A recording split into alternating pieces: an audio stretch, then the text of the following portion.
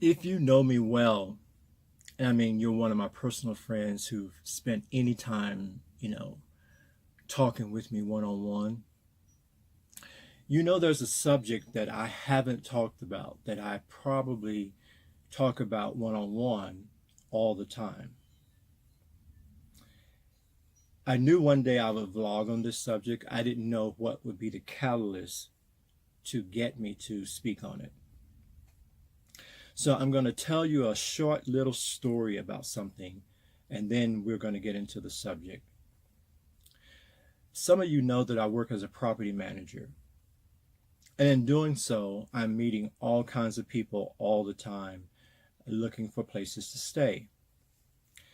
And as you know, there are people from certain categories that will always have difficulty finding homes, finding, places that they can call home. Uh, they are income challenged in some cases. They are elderly in other cases. But then there are those people who just don't fit into your norm, traditional family, and they have their difficulties too.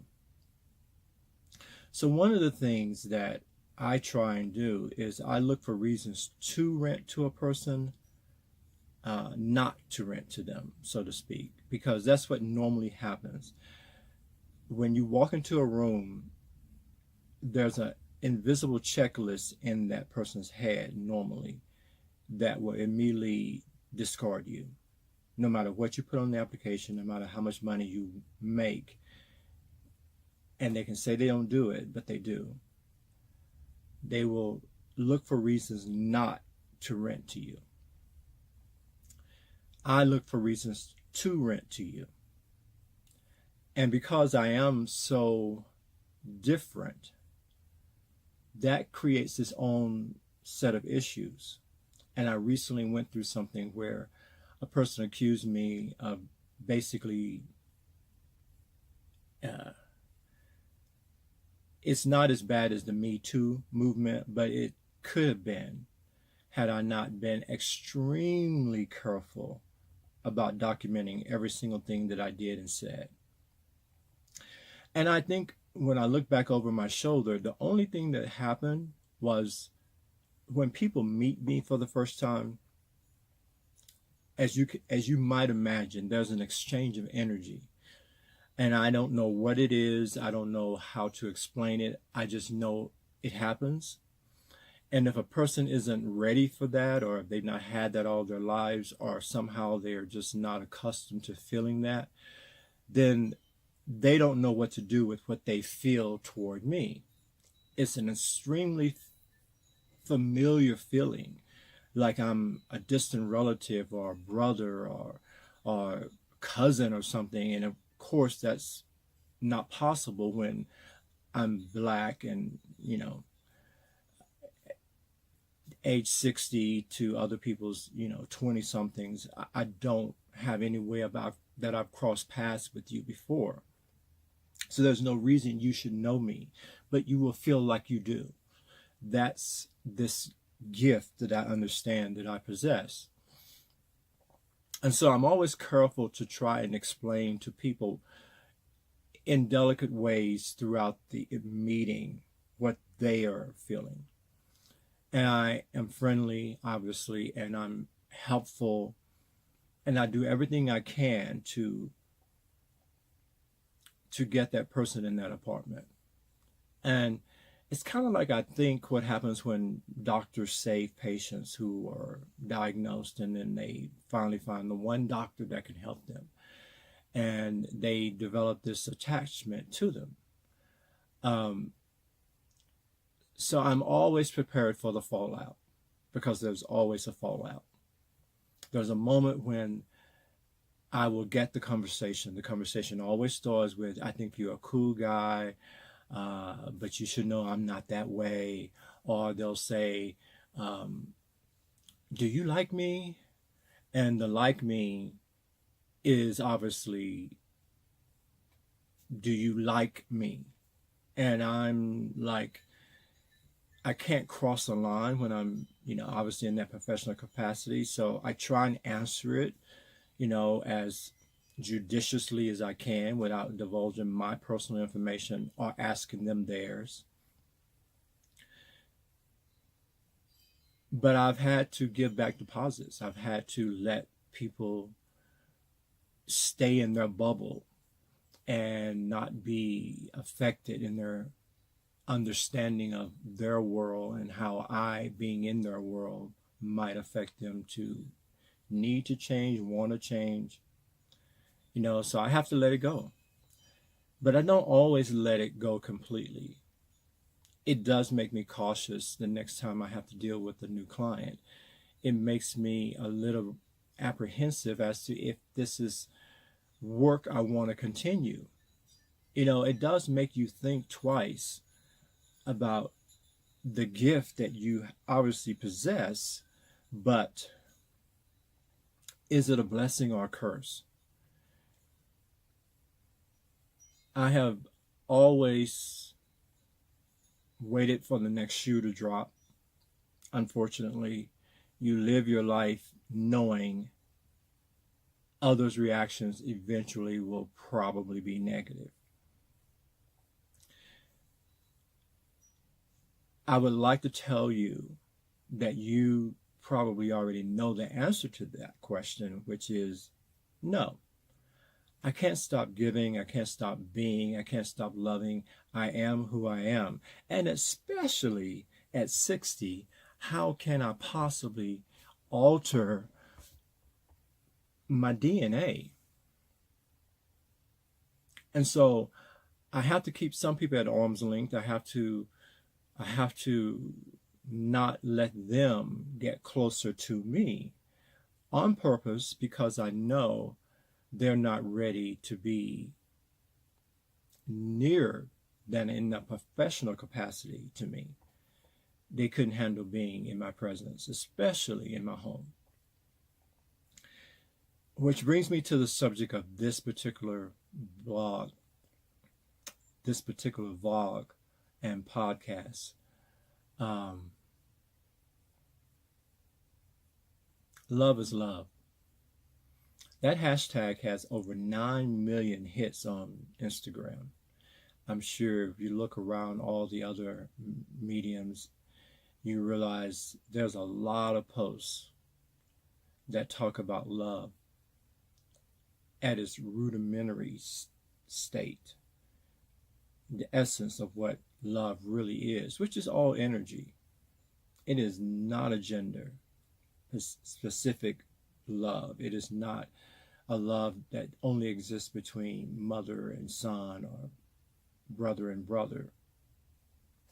The energy of love is as intense between humans as it is between humans and animals.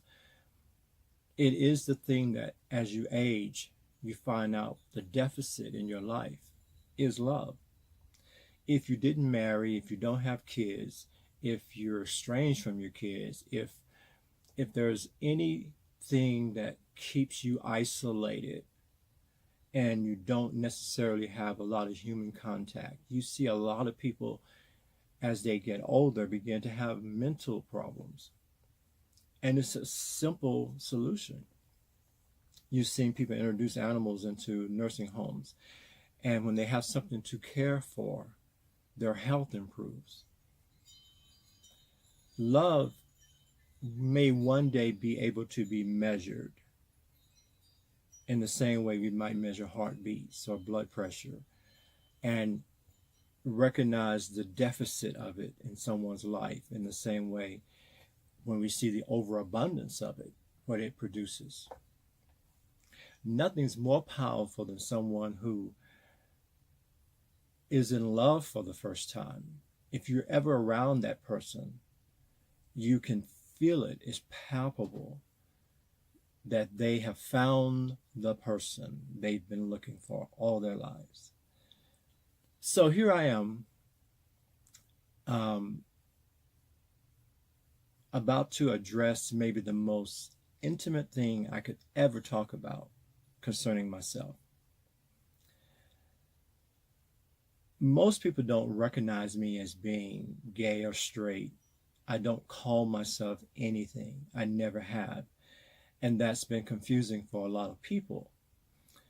Um, I don't traditionally like the words that are out there because they're clinical on one level, they're colloquial on the other level, and they describe a whole segment of people that I've never 100% identified with. So I just kept my mouth shut. I let people define me, and whatever they landed on, I let them have. I said, okay, yeah. But my first relationships were female. I married a female. I have given birth to a daughter. Um, I don't fit into the categories that most people want to lock me into. Because for me, even as a 12-year-old boy, I always knew love was love. I always knew it. I could feel it. I knew the feeling I had toward her was no different than the feeling I had toward him. And I wasn't confused by it. But I grew up in rural South Texas, and I knew not to express that. I learned to hide in plain sight a long, long time ago.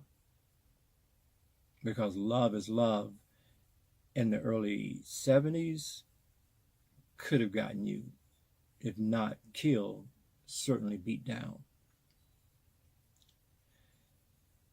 I went to college in Texas, and I remember that was my first major experience with finding people who were like me. But even then, they weren't like me.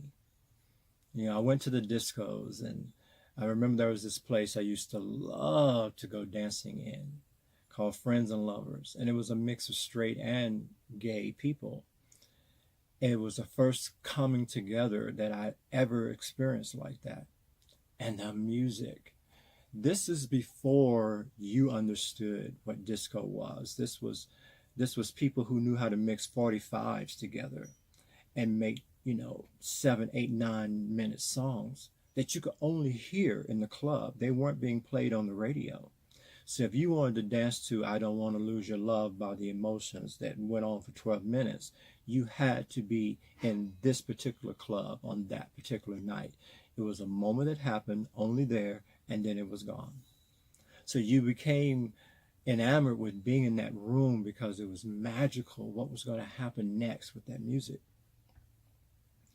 And then through that music, you would meet people. But even then, because everybody comes into relationships with their own baggage, everyone was playing a role that they thought they fit in. So they were doing things that were really uncomfortable to themselves at times, but they were, you know, they were locked into that role play.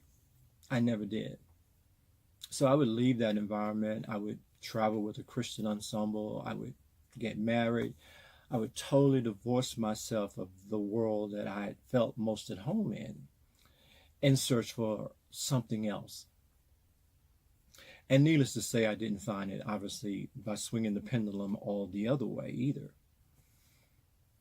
So when I got divorced and I ran away into New York City and got lost in that city, I experienced the dark side of the other choice. And I found myself still needing love, even though I had a physical manifestation of something that I thought I wanted. I didn't like the darkness of it. I never was at home in that. So I wrote a novel back in 2002 entitled Holiness, WHOLINESS. And it was two words I had put together at that time, the act of being holy, WHOLY, set apart, consecrated, and whole, WHOLE. Because I've always been on this journey to find the spiritual understanding of who I was. And that's why all the parades and all the colorful flags and all of that never represented me. because I was looking for the spiritual underpinning of that. Now, understand, growing up in a Southern Baptist church and later on the Assemblies of God, I was told God didn't love me, that He didn't, that there was no room for me in the kingdom, that I was actually outside the gate. That didn't bode well with me, so I did my own scholarship on the subject. And I looked for the teachings of Jesus on this subject. And you know what I found?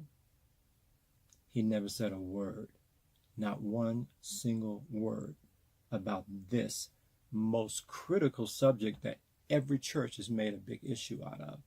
Jesus never speaks on it. Paul writes about it. Other sprinklings here and there, Leviticus law, we all know about that. But Jesus, who came to reinterpret the law or to fulfill the law, as you have been taught, never speaks on it. So I had to find what he did say on the rudimentary subject of love and glean from that. My favorite scripture is John 13:34-35. A new commandment I give you, that you love one another as I have loved you, that you have this same love one to another.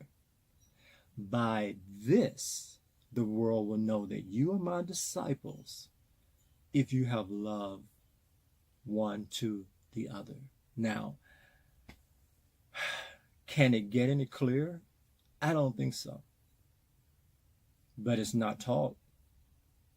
This is not still a common thought. And there are people who will come against you who think they have the Bible on their side. Now, you want to stop them, you want to gently correct them, but they want to believe what they believe because they have found comfort in those fears. They have found comfort in that bias. Their whole family structure is based on that being the truth, because had it not been true, they might have made other choices. And you can feel that sometimes. So they're not just angry at you, they're angry at themselves for not having the courage. As I spoke of yesterday about you cannot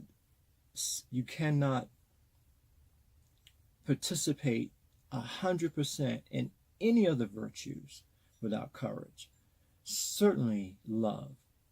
You cannot love consistently without courage, because the courage you're going to need is not the courage to actually do the action.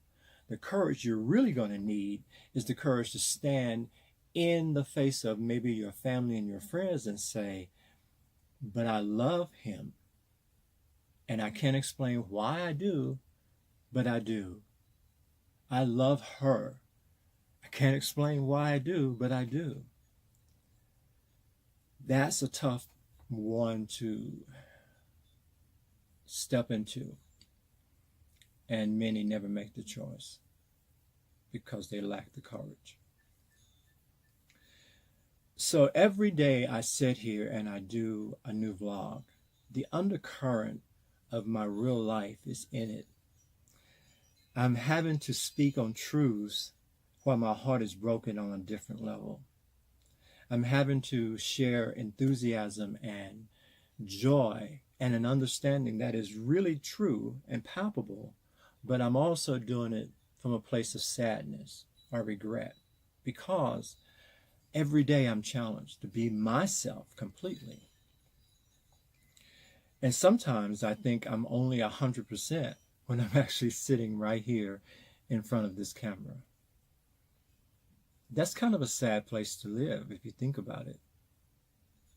And I think if anything, that's what social media actually represents. It represents the idea of that person, saying to you, this is who I wish I was. This is who I project to the world that I am.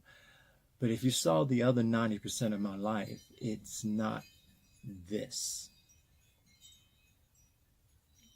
Can we flip that? Can we determine to make sure the other 90% of our lives looks like this 10% we show everybody else. It's up to us to live that way. It takes courage, but it also takes a determination that you're going to live your life your way no matter what. I'm with you. I will encourage you. Share your stories with me. I want to hear them. I want to get in the trenches with you and help you maneuver through this thing called life, because we only get one of them for sure. I know there are people who think we'll come back as something else, or we'll come back as a better form of ourselves, and I pray all of that's true too. But for now, this is it. However you're holding back, whatever reasons you have for holding back, are they really serving you your best life? Can you honestly lay your head down at night and say, I did good today? I know some will say I did the best I could, and that's become their good. The barometer of good is, I did the best I could. Did you really? Or did you leave something on the table? Did you hold something back that someone else needed to know or hear? Did you really do your best? Or were you stuck in your own story of how life has mistreated you, so you're not going to be kind to anyone else? How life has not been gracious or generous to you, so you're going to hold things back from others? You perpetuate the story if that's what you do. You have to say, you know what? I never found what I was looking for, so let me become the thing that I'm missing most in my own heart. When you make that decision, you will find the courage in yourself to continue to love, to continue to be kind, to continue to be generous, to continue to be at peace when everything around you is trying to snuff your light out. You will not let your light go out. That's what I do on a daily basis. Those who know me one-on-one know that I am telling you now publicly how I've always lived privately. I am fighting an uphill battle that when they lay me down or cremate me or whatever happens at the end of my life, they can write one sentence on my epitaph. He lived! Exclamation point. That's it.